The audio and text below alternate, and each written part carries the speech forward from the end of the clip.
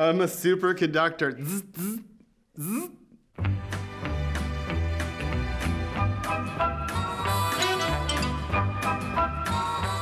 There's a book that Malcolm Gladwell wrote about different kinds of people that you meet in your life. There are people who are like business people or people that are like mathematicians. And anyway, so he has all these categories of different types of people that you meet in your life. And they were like connectors and super connectors. I kind of feel like I'm a bit of a super connector because I get really excited when I meet someone who comes with like an army of people and I introduce them to someone else who also comes with like an army of people. So I started 10 by 10 in 2011. I started it because there wasn't a lot of visual art programming during Pride. 10 by 10 is an annual exhibition and a book that comes out that celebrates the contributions of LGBTQ Canadians in the arts. So every year I ask 10 queer Canadian photographers or somebody who works in lens-based arts to each take 10 portraits of someone who has made either a significant contribution to the arts or someone who's sort of a new rising star. Oh, I'm at the end of the string, so I'll start again.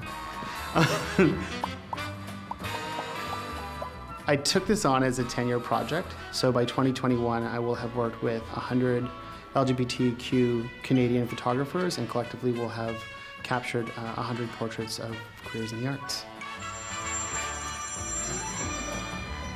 So what is funny about being a busy artist, I'm literally, some days I'm like painting, and then there's a phone call, and then I'm on the phone call for half an hour, or, oh, there you are. Hey, how are you? Yeah, I need 12 avocados and 14 walnuts.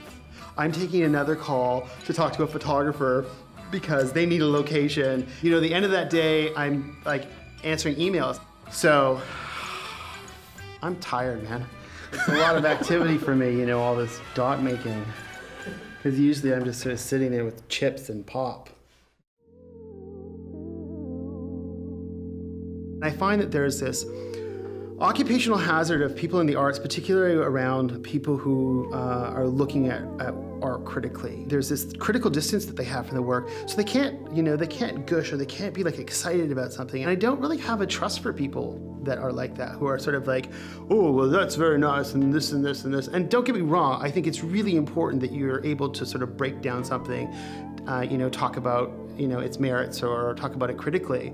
But, you know, enthusiasm in some ways in the arts can sometimes be a little bit underrated. Enthusiasm is contagious. And if I have enthusiasm for something, then someone else is going to have enthusiasm for it. And that's why I think 10 by 10 for me has been so successful, is that every year I get to meet 10 new queer Canadian photographers, and through them I get to connect to their community.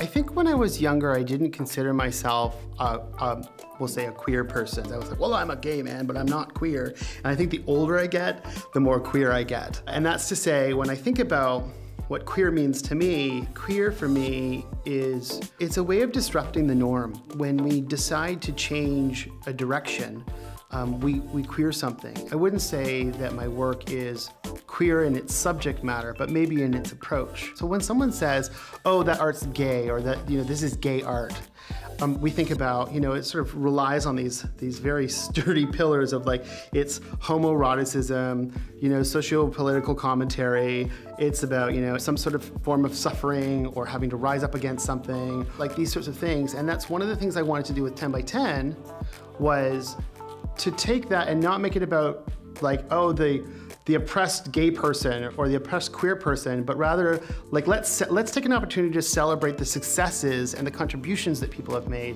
That looks like me. There, you get to see things from both sides. How symbolic.